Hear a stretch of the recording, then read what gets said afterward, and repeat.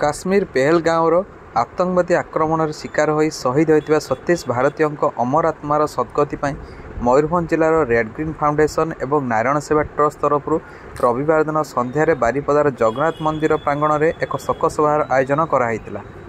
उक्त शोकसभार नारायण सेवा ट्रस्ट और रेड ग्रीन फाउंडेशन समस्त सदस्य उपस्थित रही शहीद मान उद्देश्य दीप प्रज्वलन श्रद्धांजलि देते। एही शोकसभा दुई फाउंडेशन तरफ केमिति कौन थिला तार प्रस्तुति आसंतु देखिबा।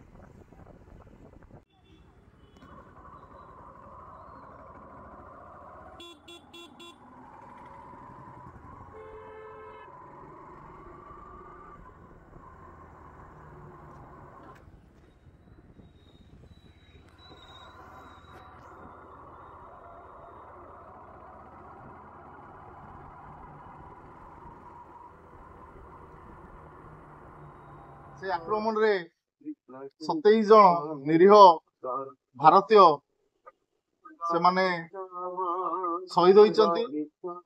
तो एटा गोटा आम देश पई बड़ निंदार विषय, दुखर विषय जे मानविकतार हत्या होइची।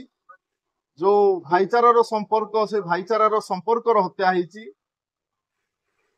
जने निरीह मनीषर हत्या होइची। जेतेबेले जने परिवार नै कि गोटे भ्रमण जगह को जाइचंती, दिन दीपर हत्या होउची, ताले आम देश केते सुरक्षित आमे माने चिंता करिवार विषय आसीची। तो आमे प्रभु जगन्नाथक निकट रे सेई अमर आत्मांक पई तांकर सद्गति पई आज आमे एठी निरव प्रार्थना सहित प्रदीप प्रज्वलन करिछु। आसिक आम देश को आक्रमण करूचंती, तेणु आमे यार कड़ा निंदा भी करूछु। ता संगे आमे जो अमर आत्मार सद्गति पई प्रभु जगन्नाथक पाखरे प्रार्थना करूछु। तांको परिवार को जगन्नाथ शक्ति दियंतु, सामर्थ्य दियंतु, ଆଉ ତାଙ୍କର ଆତ୍ମାକୁ ସଦ୍ଗତି ଦିଅନ୍ତୁ। ବହୁତ ଭଲ ଆଉ ନିରୀହ ଗୋଟେ କଥା ହେଲା, କିନ୍ତୁ ସେ ନିରୀହତାର ସେମାନେ ଯେମିତି ଆଉ ଫାଇଦା ଉଠେଇ ନ ପାରନ୍ତୁ ଏହି ମନ୍ତବ୍ୟ ରଖିବି ଏବଂ ଅମର ଆତ୍ମାର ସଦ୍ଗତି କାମନା କରି ଏତିକି ରହୁଛି। ନମସ୍କାର।